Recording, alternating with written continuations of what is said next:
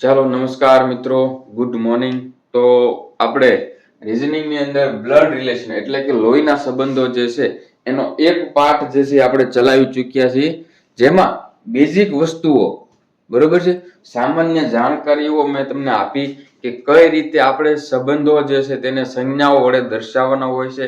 બે પેઢી હોય તો તેને કઈ રીતે દર્શાવી, પતિ પત્ની હોય તો કઈ રીતે દર્શાવી, ભાઈ બહેન અથવા તો ભાઈ ભાઈ હોય તો એને કઈ કઈ સંજ્ઞાથી દર્શાવી, મેલ અને ફિમેલ સ્ત્રી અને પુરુષોને કઈ રીતે દર્શાવ્યા, જે પ્રાથમિક બધા માહિતી જે છે બેઝિક વસ્તુ છે તે આપણે સમજ્યા, જેના મદદથી મિત્રો આપણે દાખલાની અંદર આગળ ચાલી શકીએ. બરોબર, અટકળે આપણે રીઝનિંગ સોલ્વ નથી થતું. બરોબર, તો એક પદ્ધતિથી ચાલીએ તો વધારે મજા આવે. ચાલો, તો ગયા વખતે મિત્રો જે મેં તમને એક આખો એક્ઝામ્પલ સોલ્વ કરાવ્યું, બરોબર, તેના પરથી આપણે એક બીજો નાનો એવો દાખલો જે છે તે સોલ્વ કરવાનો પ્રયત્ન કરીએ. બરોબર, ચાલો. જો પ્રશ્ન એવો છે, જો એલ એ એમ નો પતિ છે, બરોબર, એલ જે છે એ એમ નો પતિ છે અને એન જે છે એન છે, એન એ ઓ અને એમ ની માતા છે. બરોબર, તો એન અને એલ, એન એ એલ ને શું થાય? ચાલો, ઘણા એમ કહે છે સર બધાથી પહેલા તો પ્રશ્ન જ નથી સમજાવવાનો. કાંઈ વાંધો નહીં ભાઈ. બરોબર, સૌથી પહેલા આપણે પહેલું આપણું શું છે, સ્ટેપ બાય સ્ટેપ આપણે ઇક્વેશન ના મૂકવાની છે, તો જ રીઝનિંગ સોલ્વ થશે. અધવચ્ચેથી પકડશો તો કાંઈ થશે નહીં. બરોબર, તો સૌથી પહેલા એલ એ એમ નો પતિ છે. બરોબર, આ એલ જે છે એમ નો પતિ છે. પતિ છે એટલે પ્લસ છે. બરોબર, તો આ પતિ હોય તો આ પત્ની જોવાના છે. બરોબર છે, ચાલો. તો આ બંનેની નિશાની જે છે આપણે ડબલ બોન્ડ વડે દર્શાવવાની છે. બરોબર છે, ચાલો. આ વસ્તુ સમજાણી કે નહીં? એલ એ એમ નો પતિ છે, આ એલ જે છે એમ નો પતિ છે એટલે પ્લસ, તો આ પત્ની થઈ તો આ માઈનસ. પહેલી ઇક્વેશન જે છે આપણી સોલ્વ થઈ ગઈ છે. બરોબર, મુકાઈ ગઈ છે. બીજામાં શું કીધું છે?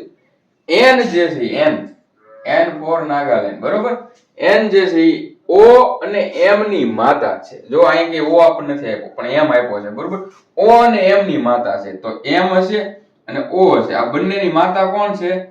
તો કે એન છે. માતા છે એટલે કેવી આવશે? માઈનસ આવશે. બરોબર, સમજાણું?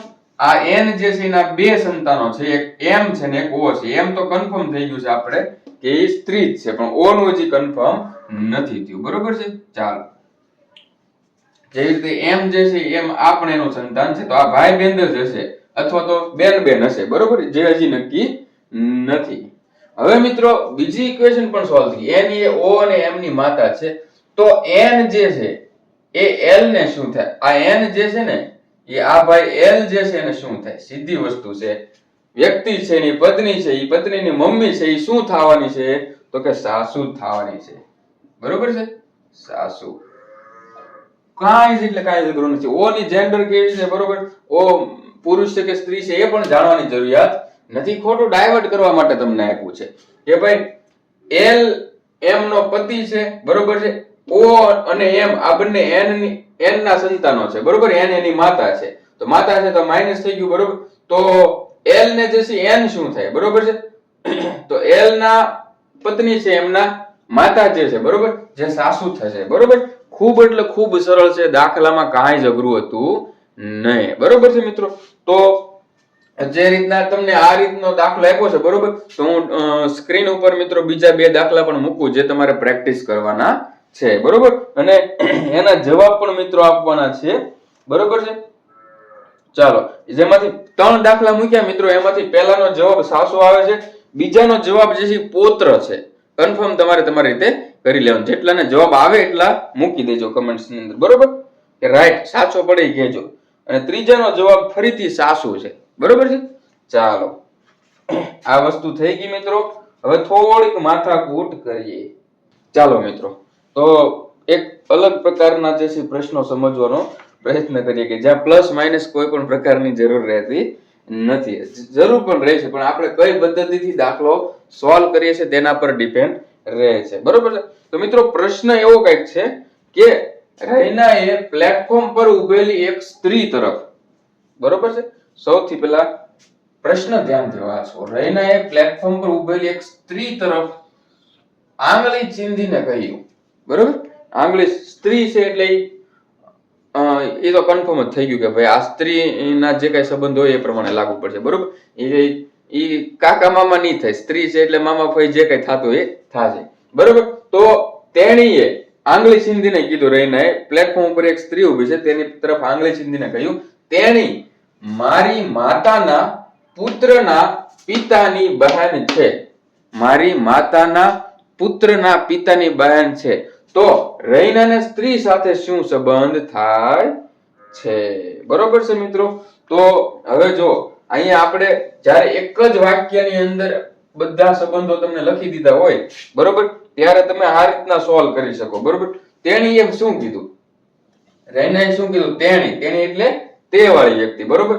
તે વ્યક્તિ જે છે મારી માતાના પુત્રના પિતાની બહેન છે, બરોબર. તો આપણે અહીંયા વાક્ય લખી, મારી માતાના પુત્રના પિતાની બહેન છે, બરોબર છે, બહેન છે, બરોબર.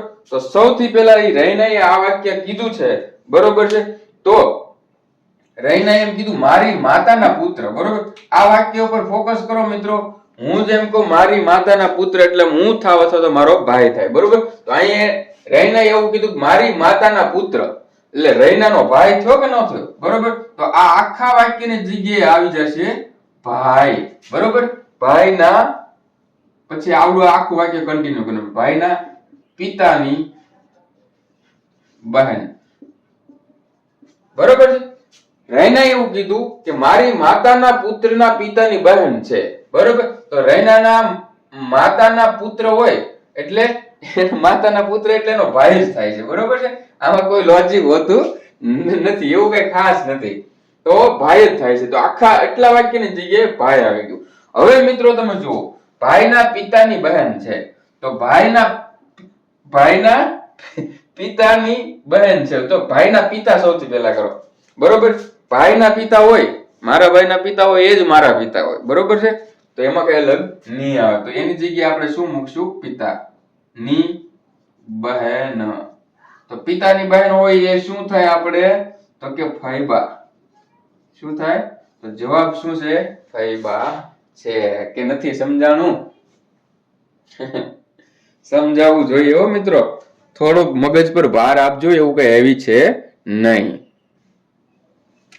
અને મિત્રો ઘણીવાર તમને આ રીતના જો ના ફાવે, એક વાક્યને સોલ્વ કરતા ના ફાવે, તો તમે આ રીતે પ્રયત્ન કરી શકો છો, પણ આ થોડુંક ટફ બની જશે અહીંયા, બરોબર. જેમ કે રૈનાએ એવું કીધું કે મારી માતા, બરોબર. રૈનાની માતા, આ રૈનાની માતા થઈ, બરોબર. માતાના પુત્ર એટલે આ પુત્ર થયો, બરોબર. પુત્રના પિતા એટલે અહીંયા થયા ફાધર, અને એની બહેન એટલે અહીંયા થઈ. રૈનાને શું થાય? તો રૈનાના પપ્પા જે છે એની બહેન જે છે એને ફૈબા થાય, બરોબર છે. આ રીતના તમે કરી શકો, બરોબર. સવાલ કરવાનો પ્રયત્ન કરી શકો, પણ થોડુંક ટફ થઈ જશે. અહીંયા તમે સીધી રીતે આ રીતે ઉતારતા જાવ તો પણ તમારે જવાબ આવી જશે, બરોબર છે મિત્રો.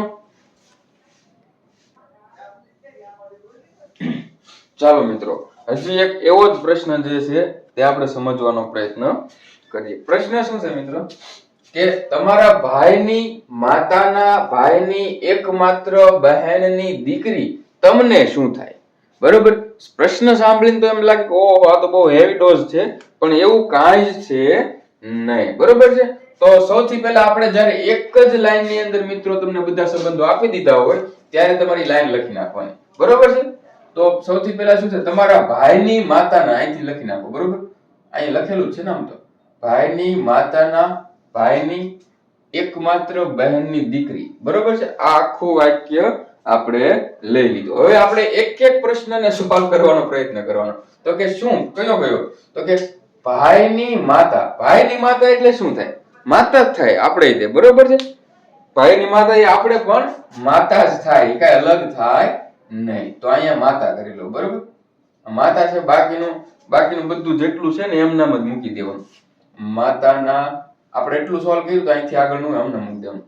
માતાના ભાઈની એકમાત્ર બહેનની દીકરી, બરોબર છે. ચાલો હવે એક સ્ટેપ થઈ ગયું. હવે આપણે એમાંથી આગળનું બીજું સ્ટેપ ચાલીએ. તો માતાના ભાઈ, બરોબર છે. અહીં એવું લખ્યું ને, આ માતાના ભાઈ આપણે શું થાય? તો બધાને ખબર છે માતાના ભાઈ આપણે શું થાય તો કે મામા થાય. શું થાય? મામા. તો મામા થાય તો બાકી આગળનું આખું વાક્ય એમને મૂકી દો. મામાની એકમાત્ર બહેનની દીકરી. બરોબર છે? એકમાત્ર બહેનની દીકરી. ચાલો આ થઈ ગયું. હજી મિત્રો આપણે એક સ્ટેપ આગળ ચાલીએ. તો મામાની એકમાત્ર બહેન. બરોબર છે? ચાલો મામાની એકમાત્ર બહેન.